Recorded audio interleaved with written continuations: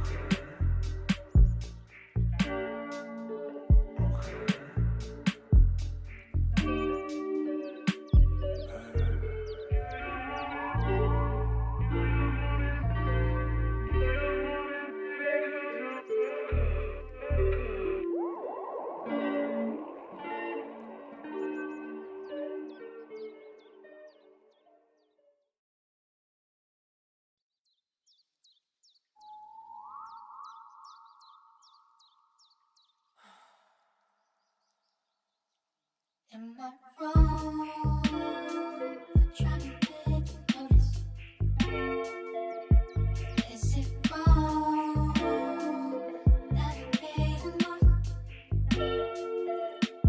Is it wrong that I got the motive? It's been so long that I can write it up, but I can't feel no water. Is this a graduate? Feeling almost done as done. Must be my God, can't take no more, but I can't feel no water. Is this a graduate? Feeling almost done as done. Must be my God, can't take no more, take no more, take no more, take no more, take no more. I've been so down and out. I've been trying to find a way out. I've been so down and out. I've been trying to find a way out.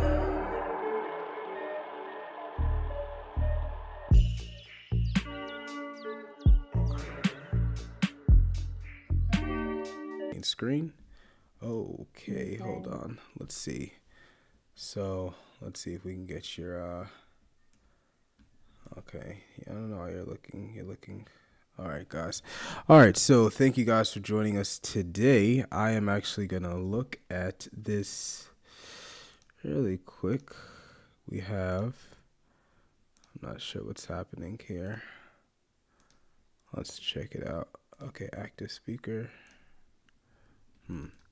Can you try going out that Skype link and then coming back in one more time? Yeah. Do I just hang Yeah. up? Yeah, I'm not sure what happened. Okay. All right.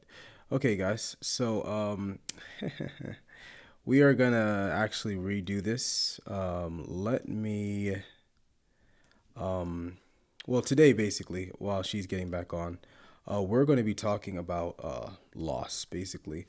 So this channel with PT School and everything like that, it is something that is primarily focused, right? But there are a lot of things outside of school that do affect us, and I'm sensitive to that and I'm aware of that, So with this conversation, what I've had some experiences with school. I have a lot of different experiences, but with this conversation, what we're going to do is we're going to basically, just be talking a little bit more informally. And we're going to be talking about loss in PT school. What is loss? Loss could be a loss of a loved one, right?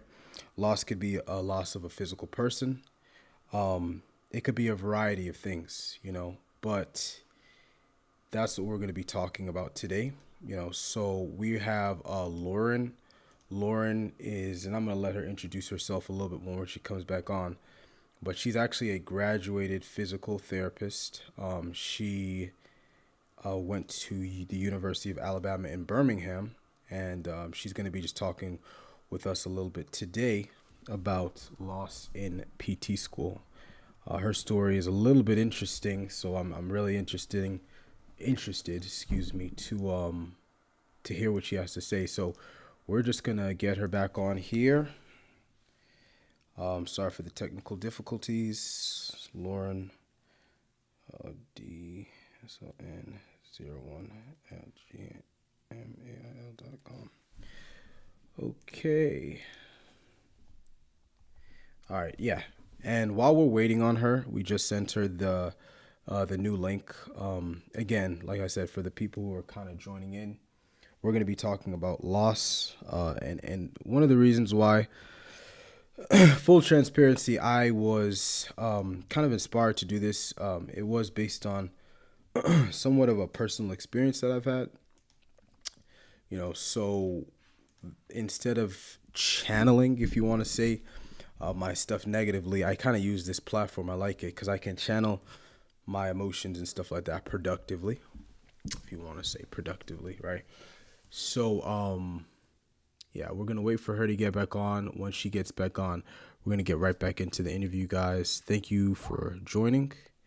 And here she is right now. Okay. All right, you good? All right, cool. Okay. So we got you. All right, now you're back in frame. Everything is cool. All right, so we'll go ahead and start off. All right, so Lauren, I'll just have you introduce yourself to the people. You can just tell us, your name, where you're from, and a little bit about yourself. Okay. Yeah. So my name is Lauren. I'm from Clarksville, Tennessee. Currently reside in Atlanta, Georgia. I am an acute care physical therapist. New grad. I just graduated in December of last year from University of Alabama at Birmingham, and that's mostly it. Nice. So in your free time, what would we see Lauren doing, like on the weekends or something like that? Just give them a little caricature of yourself. Yeah. So I'm very much a Okay. homebody and kind of an introvert too. I like to read, I like to work out. So if I'm not here at my house reading or something, I'm out at the gym. And then since I am new to Atlanta, a lot of exploring. So Okay. I like to go to the park and stuff, and there's plenty of places to eat out here. So probably somewhere getting food Okay. too. She said, "I'm not turning up, fellas." That's funny. That's funny. But okay, that's cool. So, how long have you lived in Atlanta? I moved here in March of this Oh year. wow. So what is that, like maybe 6 or 7, going on 7 months, I Right. think. Okay. Atlanta, and you're Yeah. liking it so far, So right? Or maybe not. Maybe. Yeah, Okay. yeah, You yeah. s- No. Yeah, definitely wasn't in the plan to move, but I'm glad it happened. It worked out really well, oh, you said it actually. was not in the plan. Not at Okay. all. Okay. Where were you thinking about going before that? No. Well, my plan was to stay in Birmingham, get an acute care job out there, and just stay there for a few years, work, and then thought about either moving somewhere else or pursuing like travel therapy. And then, COVID and stuff happened. Right. Right. And then around graduation time, so end of last year, there were just no acute care jobs I could find full time wise at hospitals in Birmingham or even like ones that I wanted to work at. So I had to start looking elsewhere. Found out about a job opening here in Atlanta, a couple of them actually. So I applied to both of them, and now we're here. Nice. So Nice. Okay, so we're gonna yeah. jump into today's topic of dealing with loss. And like I said, this is gonna be a little bit different from the live streams that I usually do for the people that are watching. Usually, I'm talking about PT related stuff and all that, but within school and life, there are a lot of things that happen. Loss of a loved one, loss of a family member, even loss of like from someone in real life, like a relationship or something like that, right? So I want you, Jasmine. Mhm. Excuse me, Jasmine. I'm sorry, Lauren. Where am I getting that from?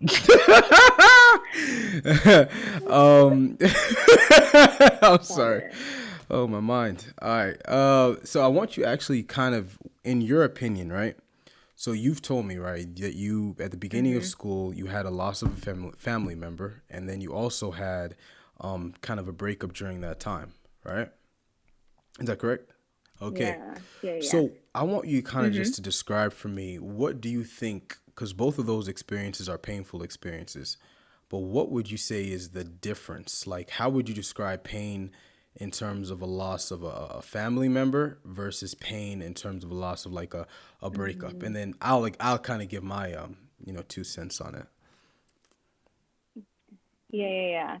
Yeah. So I lost my brother Oh, right before I started. Yeah. Yeah. Right before I started PT school. I don't know. I feel like death has always been one of those things that I don't know if I've ever processed like normal people do. I don't know. Um, so I feel like the grieving process was a lot different when I had a death in the family versus when I was grieving the loss of a relationship. Obviously, one person is still here and the other mm, isn't. So I feel like it's one thing where, like, if you lose someone, like someone, passes away, you have that time to kind of sort through all your emotions, make peace with it, and then kind of put it to rest. There's no rebirth or anything happening after that versus relationship. Obviously, the person is still still floating walking around. on this earth. So, right, yeah. So, not only dealing with, the grievance of that, but also just learning how to, I guess, like operate in a space knowing that they may still be in close Mm, proximity or not being so easily triggered by things. I feel like that's a big one. And just making peace with the fact that this person no longer holds like the same, I don't know, I guess like positioning in your life that they once held. So, yeah. Yeah, you were really going down the path that I was kind of thinking because, with me, the closest person I would say that I've lost is my grandma, and it was not one of those grandmas that kind of just, mm, just live. I mean, just kind of come visit, pinch your cheeks or whatever on the weekends. It was more like my mom is not from America. She's from Guyana, right? So, kind of in that culture, a lot of the times, okay. they'll live with, the parents or their children, when they get older. So Mm-hmm. my grandma lived with us, pretty much our lives, until she got married for a little bit, and then she moved out for a little bit, but then her husband passed. But so that was tough for me because the whole dynamic shifted once that happened. Everything in the family shifted. Mm-hmm. But so Yeah. that was I would say the closest and pretty difficult. Um, Now, what you were saying, Yeah. jumping to like a person, right? So there's that weird, I Mhm. guess, dynamic where this person, like you said, is still there. They're still living, still viable, and either for whatever reason you might have cut contact with them, they cut contact with you, whatever, but you still, it's part of you might want to reach out to them and you might have access to them, right? But it's not maybe necessarily the healthiest thing for you to do, Yeah. you know? So when you're going through something like that, right, especially during like a school, right? Um, how do you deal with that? Mhm. How do you usually, well, I'll ask my first question. Like when it comes to high amounts of just stress, and that could be any types of stress. What is your Mhm. go-to thing to do? That could be, something positive or maybe not so Yeah. positive. Right. So originally, when all this was going on, it kind of like started around Mm, 2018. I noticed when I get really stressed, I just don't take good care of myself. I end up sleeping a lot. I don't eat enough. I don't do the things that I enjoy doing, working out, things like that. I just kind of like, I don't know, like shut down. And so that was kind of how I distracted myself, really. Uh, Sleeping, not having to face or address the situation. Um, and then even with like people or things, just like a whole bunch of distractions, things like that. Now I would say, after having gone through all of that, definitely prayer, journaling, working out probably is and always will be a big stress reliever for me. And then I feel like I have a really good support system now that I may not have had so much of a few years ago. So I have a few people that I talk to that I feel like have the wisdom or just the knowledge to kind of like counsel me through those rough patches. So, right. And I know you said that, of course, I'm in PT school, you're already a PT. So, they're always pushing the benefits of exercise onto us, right? But when did you find out, mm-hmm. from personal experience that working out, taking care of yourself, just getting moving when you are in these kind of states, when did you find out that is actually beneficial for you? Because I've talked to some people who've said, you know what, it doesn't, it doesn't help me, right? When did you find out it was beneficial for you? Mm-hmm. I feel like when I started PT school, I kind of always knew that, okay, this is something I enjoy. Like after tests or just like really high stress weeks where you have exams and practicals back to back, things like that, it was a nice stress reliever. But I feel like it didn't become, I don't know, I guess more ingrained into my lifestyle until probably last year, like around when COVID hit and I got pulled from my clinical, so I was just at home with my parents. The gyms were closed, and so I feel like it definitely caused me to get a lot more creative and made me realize, like, hey, I hate being still, Mm, being in the house, and not, I don't know, making good use of my time. right. And with that situation, with the COVID, did you start like a home exercise kind of program, or what did you get into calisthenics, yoga? I don't know, YouTube stuff. Yeah, yoga, calisthenics. I bought a kettlebell Okay, look and at a bunch of okay. resistance bands, and just yeah. Put my PT brain to use, I Mm, guess. And just did a whole lot of stuff at home. I feel like it definitely. I don't know. I feel like it really helped my mood and just like that whole transition. Um, and for me, 2020 was a lot of like where I did the grieving of my relationship. Um, and so I think it really kind of helped keep me afloat in a lot of areas too. right. In 2020, so you said but the relationship ended in 2018, or Yeah. Okay. So, yeah, technically 2018, but you know Right, how you right, break up with right, someone right, and it's right, like, oh, we still right, talk, but right. not. So there was that That little vicious cycle. period, I and got. then it kind of like, Yeah, tapered off, yes, yes, yes, tapered yes. off. And then it kind of solidified at the beginning of 2020. Gotcha. And so that's when it was like, okay, like this is for real now. So So now we've got some healing to right, do. right. So like mentally, right? Because I know there's some people when Hmm. they're getting out of these situations, right? They're kind of preparing themselves. It's kind of like a plane, and the plane is landing, right? And I think sometimes, from what my experience, women usually kind of tend to do this. They'll start, and guys, I've known guys, and I probably have done it myself too. They'll start to kind of make these little mental checks, okay, and kind of like land the plane, right? Um, for you, how did you make that mental shift to where you're used to somebody, right?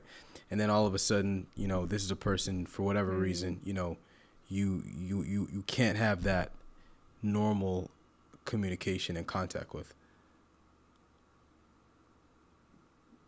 Oh. Um, so it started with me having to have a really hard conversation and just realizing that in that process or in that space between us breaking up but still communicating, but knowing that we weren't together, so there was no kind of commitment there. I didn't have peace. Um, and I felt like my thought life and things like that weren't in the best place. So I removed myself from the situation. I was like, hey, I think it's just best that we just stop communication altogether. Um, just for the sake of my peace and then what was going on in his life. And I knew that where he was, I didn't want to be a part of at the Mm, time.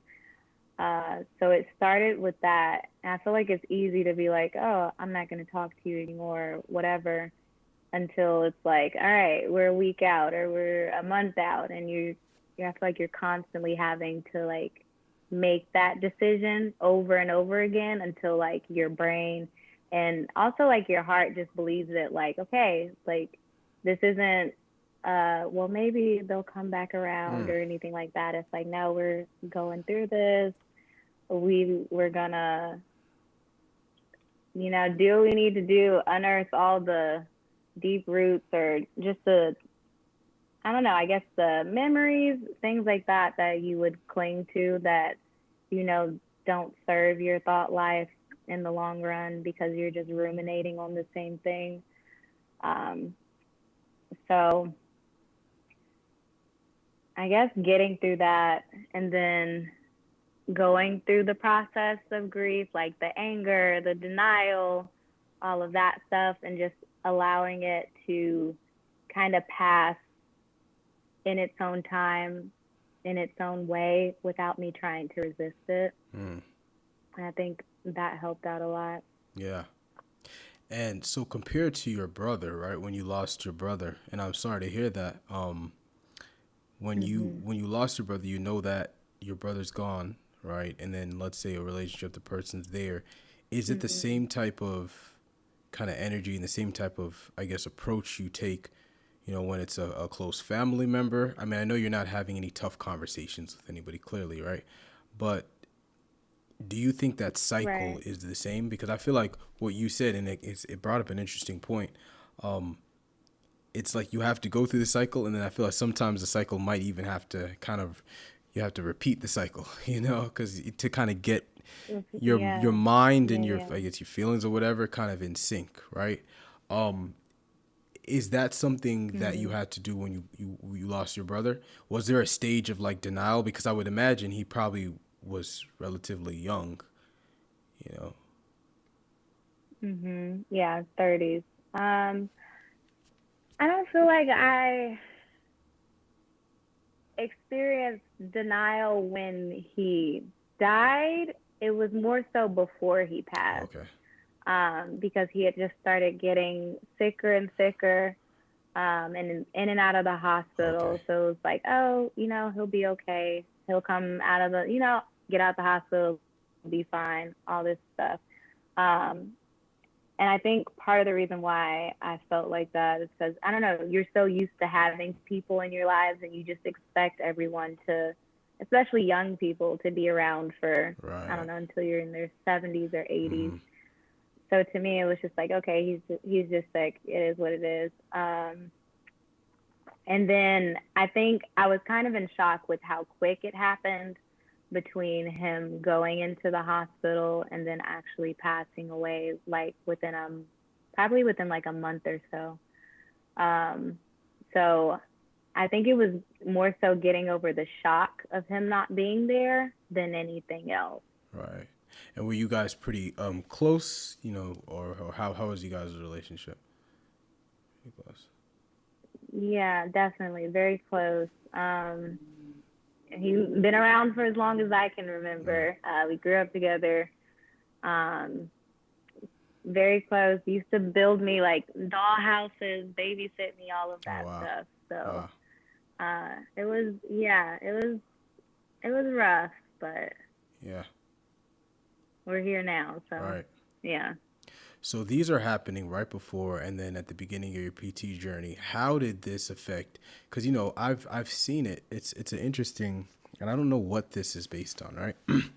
I think part of it is perspective, but I also think it Mm, probably has some stuff to do with personality. Right. You'll have some people that something tragic like that will happen, whether it's a breakup, a family member loss, or whatever.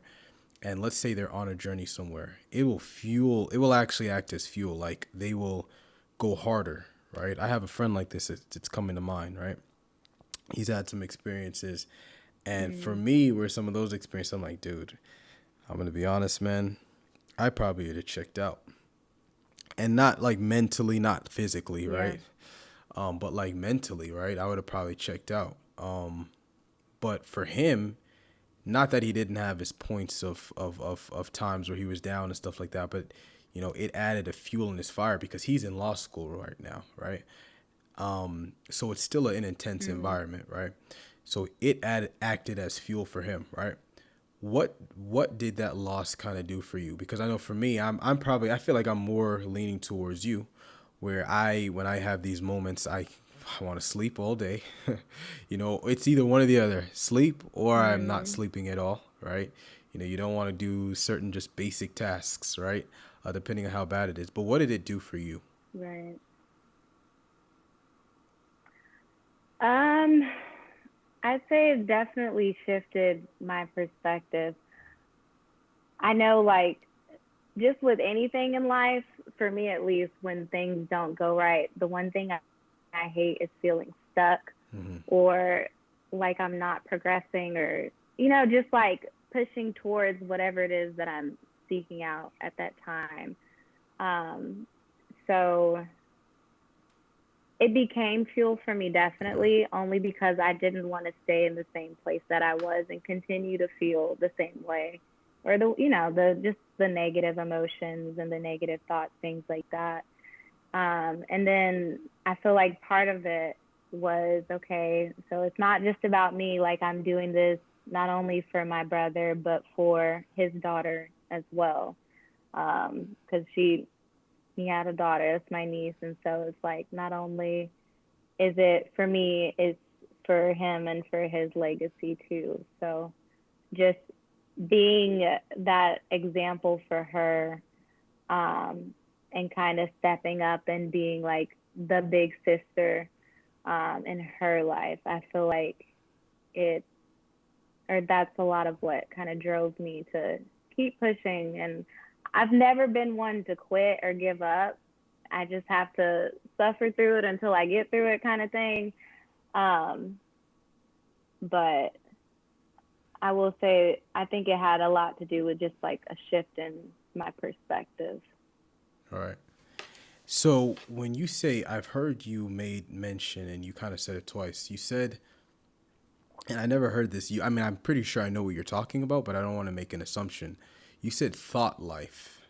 It was Mm. affecting my thought life. All right, Oh that's an yeah. interesting, and it's I never Mhm. heard anybody say that particular phrase. What do you mean by that? Yeah. Just the things you say to yourself in your Mm-hmm. mind. like your thoughts really shape your reality. I feel like it shapes your perspective on a lot of things. So if you think negative thoughts constantly, then your perspective is automatically bent towards being negative. You see things negatively. Versus if you think positive thoughts or even think well of yourself, things like that, that's like it shapes your personality, it shapes your mind, how you speak, because everything that comes out your mouth starts as a thought. And through your words become your actions, and your actions create habits and basically creates your lifestyle. So I always looked at it as, okay, how it's like my internal self doing. And I think that has a lot to do with how I express myself externally, if that makes sense. Yeah. And I like that. So I'm going to ask you a question, right? Because this is a subject that I've been, I guess, kind of back and forth with. Of course, I think we all can agree that, your thoughts do play a role in how you feel, right? And how you go about the world and what you even think you can do in this world, right? Now, there's a school of thought, okay? You have two schools of thought, right? So this is a little bit, I guess, off topic, but you have one school of thought that says kind of fake it till you make it, if you want to say, right? And there's a other school of thought that says, you are who you are. And it's kind of like that fixed mindset versus the growth mindset thing, right? But then somewhere, where do you think the line is drawn between being delusional, right? And just kind of lying to yourself, right? And telling yourself something until it becomes real, or being honest with yourself, but still having a positive self-dialogue. Where is that line for you? Like, what side of the fence do you fall onto? I'm curious. I feel like it's kind of a little bit of both, like right in the middle. I feel like if you bend too much to one side, then you're just living a life of delusion that's probably not really grounded or rooted in anything, versus the other side where you're just negative all the time. And I feel like that produces its own problems. But it's funny that you said that, because a long time ago, I was listening to a message, and the pastor was kind of talking about, am I pessimistic or am I optimistic? And it's kind of a blend of both, in a sense of being real with yourself, with like what's going on in life, where you are, but having the hope that there is better, things can get better, and they do get better. So I think to make it through life, I feel like you kind of have to be both. I don't think you can just live on one spectrum, and that's how I feel. I think that's how I am. I feel like I'm very realistic when it comes to a lot of things, but I don't want my, I don't know, I guess matter of factness to dilute or just stunt any hope that I have, if that makes sense, or just positivity. So yeah. And I think, and I'm actually glad you kind of said both, because I'm kind of with that school of thought as well, to where, I from, as I've gotten older, right? And you talk to different people about different things that you want to do and stuff like that, especially if you're trying to do something that maybe they've never seen you do or never seen done, before by anybody in their immediate circle. There's this kind of projection that kind of goes on where it's like, is this something that you can even do, right? And then that doubt, their fear or their whatever insecurities, right, or their lack of courage to do it themselves, sometimes they will try to impose that onto you, right? So I believe that the higher you're trying to go, right, sometimes the more, I guess, somewhat delusional you, because if you say certain things out loud that you're trying to do, especially if no one's seen it, being done before, it would sound like you're crazy, something that really, and I don't want to go too much on a tangent, but I don't know why, because I listen to a lot of music, right, throughout the day and whatever. And something that really Mhm. just blows my mind, and until this day, I just don't understand the concept of it, but it still amazes me. And I know it's gonna sound funny, but Bluetooth, right? Like if I was trying to describe to Mhm. somebody that I am going to create something where you could have a device in and it could connect through some type of invisible waves, right? People like Nikola Tesla talking about, things like the internet, back in the 1800s and stuff, where we be able to communicate through whatever, right? It's like, you're delusional, right? That's crazy. Mhm. But at the same time, it's like, that's that weird balance. And I don't have the formula, right? But it's that weird balance between being delusional, right? To the point where you have that self-belief and you still are going forward, but then also being pragmatic enough to where if you have this delusion, you back it up with some type of action and plan, you know, because this stuff was backed up Right. by something, Yeah. it's not just an idea. There had to be something taken into a action, right, in Mhm. order to actualize some of this stuff. So it's kind of interesting to me that you said that because, I'm always kind of, and this is where, and I heard you say something about you heard a sermon, so I would guess that you are, spiritual. You would, yeah, okay. Mhm. So, sometimes Christian, say it yeah. again. Oh, Oh, okay, Christian. yeah, yeah. So like you have a belief system, right? Yeah, yeah, yeah. So Right. it's in my current life, it's like almost sometimes finding that balance because as I guess if you want to say we're in the sciences close enough, right? To where you can have this very empirical Mhm. facts, driven kind of mindset, right? And then you also have this thing where it's like, you'll go to church and you have that spiritual connection to where it's like you hear a pastor or something like that, they talk about faith, they talk about prayer, you know? But then it's that weird, because this is something I've been Mhm. struggling with lately. You have that empirical mind, and then you have that mind that is not as empirical. It's more, not like a faith based, right? Or spiritual based, right?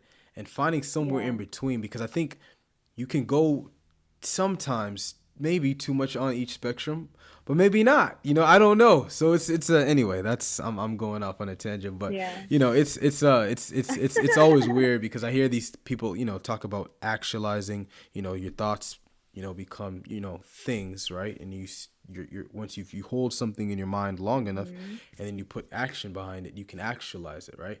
But then you also got to realize that like I am not gonna hold in my mind that I'm gonna be LeBron James and I'm gonna just like transform into LeBron James. You know what I'm saying? So it's this weird like because there are Right. people who will Right. take it. You know what I'm saying?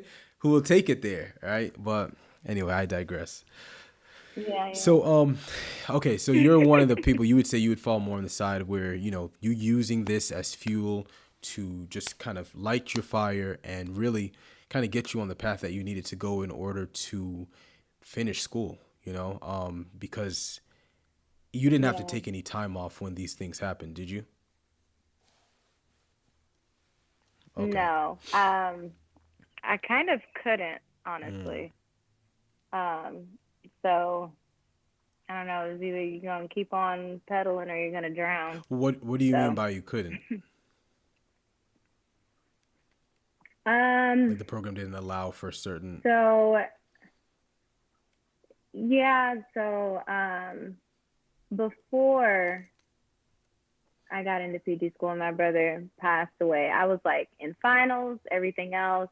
I was preparing for PT Oh, school, okay. so it's not like I could, It didn't happen during, like, right? oh, I'm taking the rest of the semester off or things like that. During they don't let you take a lot of Right. absences um, unless you want to lose your spot in the program.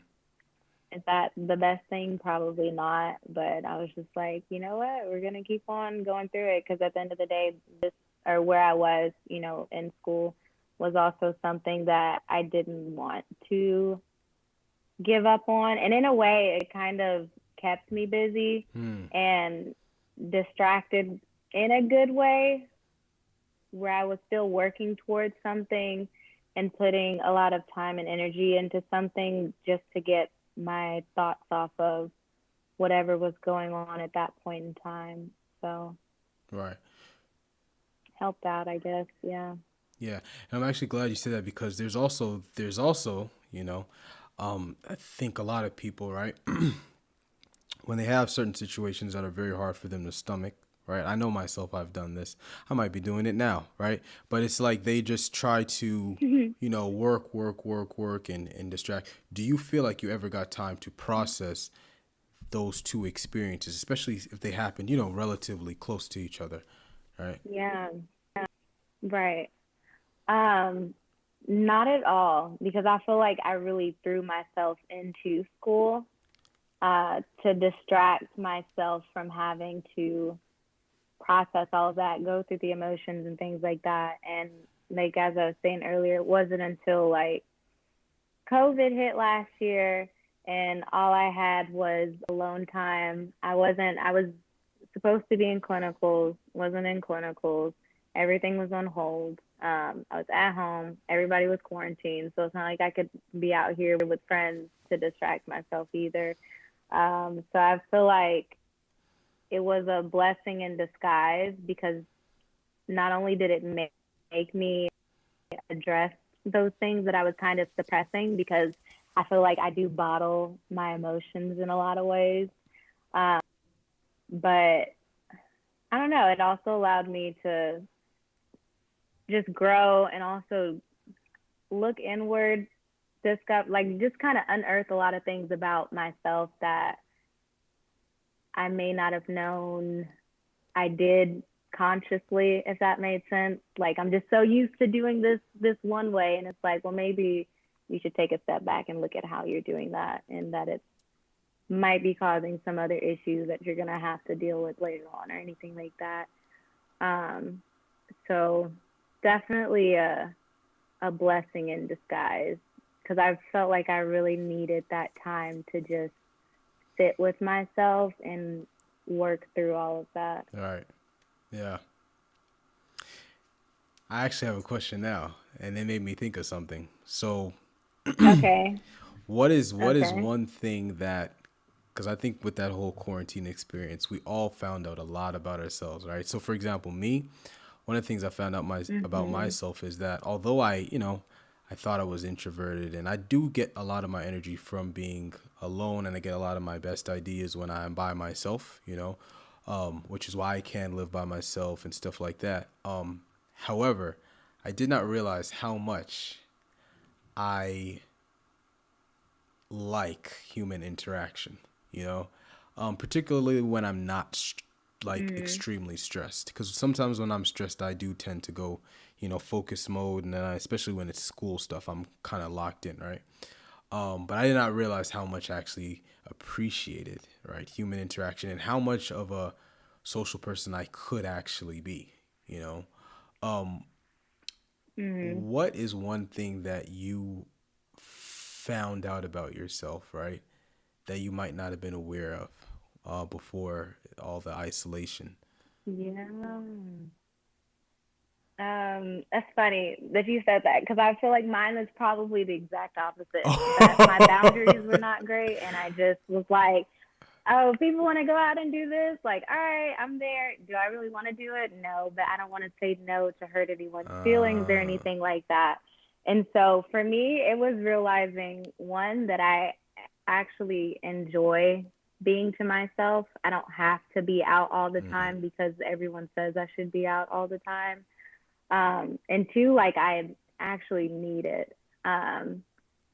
Just to, I don't know, I feel like even now, during the week, obviously I'm working and around people all the time. I've noticed that I'm very keen to other people's emotions mm, and energies, yep. and I tend to hold on to those things, and it drains me. And I never knew why it drained me until I was by myself, and I was like, okay, you have all this time to just sort through and, be in your space.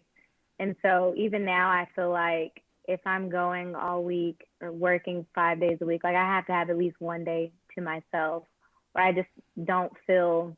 I don't know, like centered with myself, if I want to say that, but just to kind of wash off The the energies, the week, the different day, energies.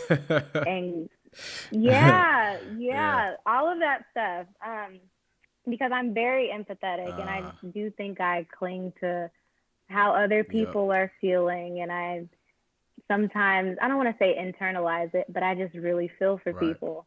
And that can be very emotionally and mentally It draining. can. And it was actually one thing that I discovered in PT school, being around 50 other personalities.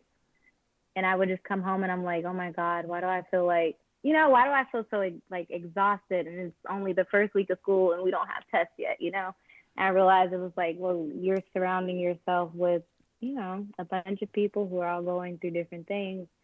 Y'all are together 5 days a week, 8 hours a day, and you carry that stuff with you. So I learned about boundaries. I read a book about What boundaries, book was it? and it read me up and down. It's Oh, it's called called Boundaries. Boundaries. Oh, okay, okay. By yeah, Oh, boundaries. by Okay, Henry Cloud. I'm looking at it on my bookshelf. Cloud and Townsend. okay. Really good book though. Boundaries. So I feel like in that time I learned better boundaries. Okay. Okay. And it's funny, that actually segues into my next Mhm. question. I know that you said that you didn't feel like you totally processed everything, right? But during this time, Mhm. whether what are some of the things that you started to do, or rather that you are planning to do? Books, certain practices. I know people have spiritual practices, things like that. To kind of take steps to kind of just move forward. What are some of the things that you normally would do? Um. So definitely journaling a lot more, Yep. and just asking. I don't know. I feel like things drop in my spirit every now and then, or I'll hear a question or something, or a video, and it'll be like, well, what are you hiding behind? Why do you do this? And I'm like, why do I do that? So I'll write it in my journal, like the question, kind of like a prompt, like a Mm. guided journaling session or whatever, and just take the time to sit there and process the question and think like, why why do I actually do this? What is this rooted in? Is this good for me? Is this bad for me? Just taking more time to really like learn more about myself and why I am the way that I am, or why do I have certain tendencies or habits, um, and I guess like what they mean. So journaling, reading has been a big one too. Just I feel like it adds to that shift in Mm. perspective. I like mindfulness books, or just, I Mm. don't know, personal growth, personal development, whatever you want to call it. Just things that make you think and question like, could I be doing something better? Yeah. No, 100%. Um, so I think that a lot. Yeah, and of course prayer. And I think those are the big three for me. Okay. What would you say is your favorite? People can call it self help, whatever you want to call it, but motivational, inspirational, transformational, whatever. What would you say your favorite one of those kind of self development? We'll call it self development to sound sophisticated. What Mm. would you say your favorite self development book is? Yeah. Ooh. I'm putting you on the spot. I probably have Okay, three. well, one No, of no, your no, no, one of no. them. Yeah. I have a bookshelf like right in front of Okay. me. So I'm always curious. the last one I read, yeah. Okay, I'm gonna just name the three. Atomic Oh, Habits, by James Clear. by James Yep. Clear. I've read it. Mhm. Yeah. I was like, Yep. wow. Habit Okay. stacking, all of that. Yeah. Boundaries. Okay. Boundaries by Cloud and Okay. Townsend, and then Untethered Soul by I can't remember his name. Michael somebody, starts with the S last Okay. name. Yeah. But it's the last one, very deep book. just talking about like identity and the things that we cling to that may not be us, but more so just things that are thrown into our environment that we feel connected to, and so we internalize that as ourselves, that kind of thing. So those are my three favorites. Okay. Good. Boundaries. You said Untethered Soul and then Atomic Habits. Yeah. Atomic Habits was a good book, and there's another book, right, that I honestly think, because I'm somewhat of a pragmatist, I'm kind of trying to get in my life right now. I am trying to move a little bit more away from being overly rational and exercising some level of faith, right? Because I know I'm going to hit something in my life one day that my rationale, my reasoning, my whatever is not going to be able to necessarily explain away, right? There are things that are happening all the time that people that, it's just out of our control, right? So I am trying to go on that side a little bit. Even I grew up Christian, and all that type of stuff, right? But there is a book that I read, and I think it resonated with me so much because it literally has made me like do things, like pragmatically do things. It is called 5-Second Rule by Mel Robbins, right? Okay. And basically the premise of it is you have a mechanism in your head, and she talks about it or whatever, but we have this thing called it's kind of like the knowledge action gap, right? Where people have knowledge, and if people were literally able to just apply what it is that they know they should do, people's lives would be exponentially better, right? But why do people not do that? Because people hesitate, right? And 5 seconds of hesitation can cause you not to do X, Y, and Z, right? So for me, for example, I'm like a perfectionist, right? And this is something I kind of like struggle with. My dad. Me too. Right? Yeah. Me too. And my dad will always tell me, like, perfection is the enemy of progress, right? So like you're so worried about getting something perfect that you don't even start. So even like with this channel, right? There's a good chance that if I didn't even read that book, I probably wouldn't even be speaking to you right now, because it was all this, okay, this has to be perfect, this perfect. Anything that I did, I had to have the whole plan drawn out. I had to know that I have at least a 90-something% chance of success, right? And then I started to realize that, the reality of it is you have to take the step first. And the premise of the 5-second rule was you have about 5 seconds, and some people, the window's shorter, like 3, right? So let's say if you see somebody, right, you want to talk to, or you see an opportunity that comes up, or whatever, right? You have about 5 seconds before your brain will literally can physiologically like stop you from actually going forward. It's kind of like a protective mechanism that we have, probably some primal stuff involved in there dealing with danger and our survival, So this whole premise of the book was there was a lady, she's a lawyer, and basically she had a husband that had opened up a restaurant. They had, gotten into some financial trouble with the restaurant and investing a lot of money. They had a lien on their house and whatever. And the long story short was that, she got very depressed. They were living in Boston. There's not a lot of sunlight. And what happened was she basically started basically being, not the nicest spouse, not the most attentive to her children, and yada, yada. And then one day she was watching, I think, like some type of commercial or infomercial. And then she said that there was a countdown of a rocket, like 5, 4, 3, 2, 1. And then she just had the idea. She said, you know what? Tomorrow morning, as soon as that alarm clock hits, I'm just going to count down 5, 4, 3, 2, 1, and then spring off my bed like a rocket ship, And long story short, and it's crazy because I've literally tried this, and it actually, like, it's crazy, For me, my window is kind of shorter. My window is like 3, 2, 1, right? If I see something, I do something. Sometimes I'm in the bed in the morning because I wake up very early. That's another reason that I'm able to kind of get the YouTube stuff and then the studying and then whatever. I have to get up at least by 5 o'clock to, sometimes for something to get everything done in my day, right? But it's a very pragmatic tool that I've used, right, to literally just override, because it's like when you're counting backwards, you cannot focus on what it is at the same time. It's like you have to focus on counting backwards in order to count backwards. So for that split second, you're focusing on counting backwards, Right. then you can go forward. So anyway, that's a little tangent, but it's interesting with these books. Sometimes it's a perspective shift. That all is all you really kind of need to have in order to make something kind of shake and make something happen. So that's always interesting. So I'll give you my last question. What is something, because I know you might still feel like you're going through your process, right?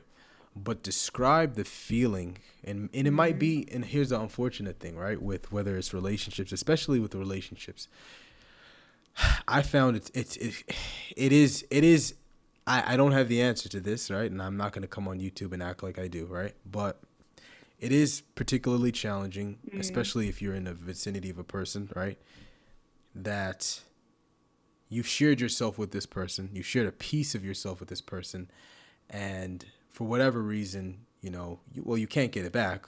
You can't get the time back, but for whatever reason, you guys are not in contact, right? But describe the feeling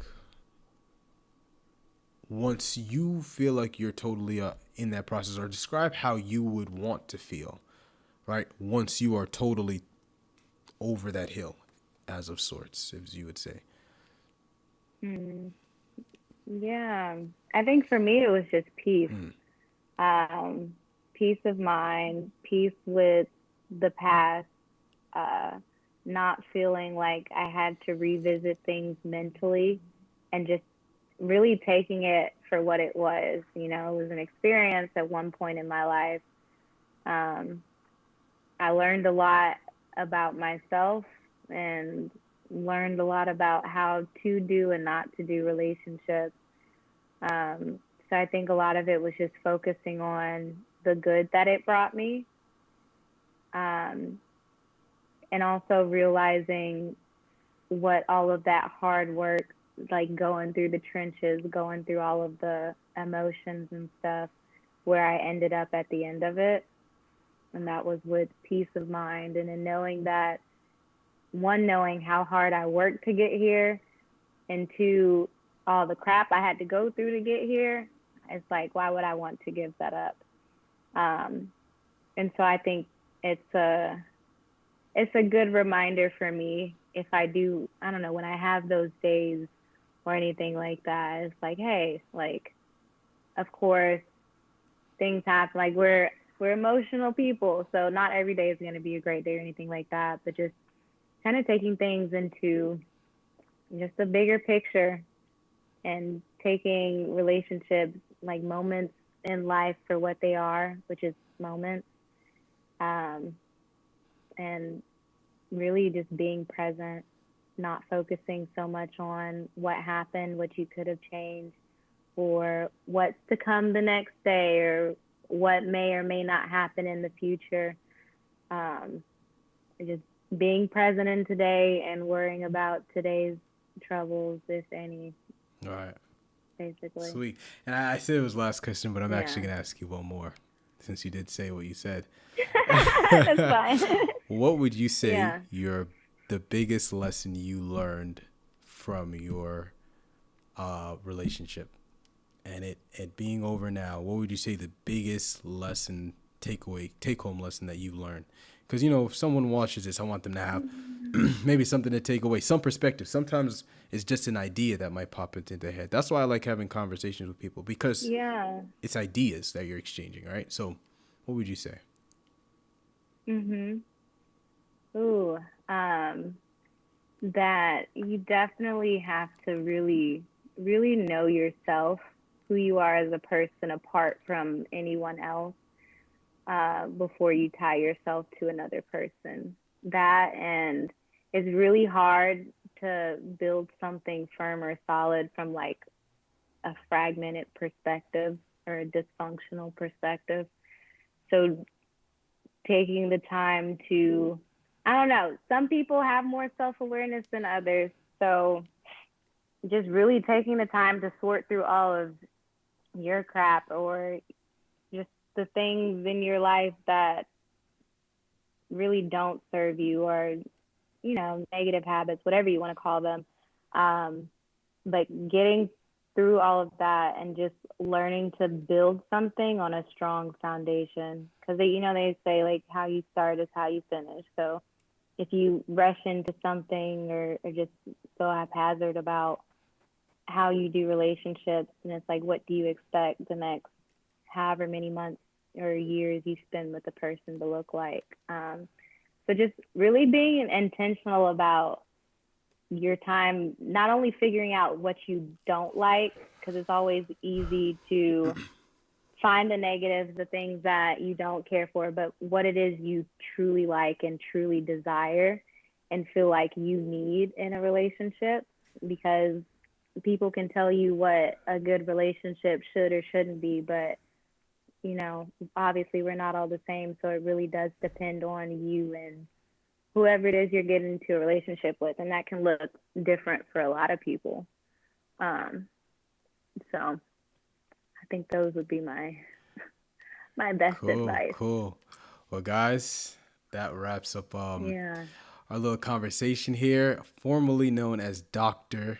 Woodson. Okay, but today we're just kicking back, having a conversation. This is a little bit different from the normal live streams. I'm actually gonna have to have you on to just do a regular one, talking about just if that's something you're interested in. Okay, Yeah, because I would definitely like to hear about that, side of your journey as well. But hey, I'm interested in conversations. I'm interested in learning about people, and then also getting ideas. Sometimes everybody's not gonna have the answer, but it's the ideas that we're exchanging. So for anybody watching this interview, right. You can go reach out to Lauren or follow her at the link is in the description. You guys can check that out. Look at her Instagram page, follow her, or just reach out and say, hey man, I connected with your interview if you felt like that. So without further ado, Lauren, thank you again for coming on and taking your time out to just chat with me, and also everybody who's watching, thank you as well. I have to go study for my practical now, so that's the life of a student. But I really do appreciate that, and this is something that I'm probably gonna want to start integrating into this platform. So yes, without further ado, Definitely. thank you guys. Thanks for the conversation. Yes, ma'am. And we are signing out.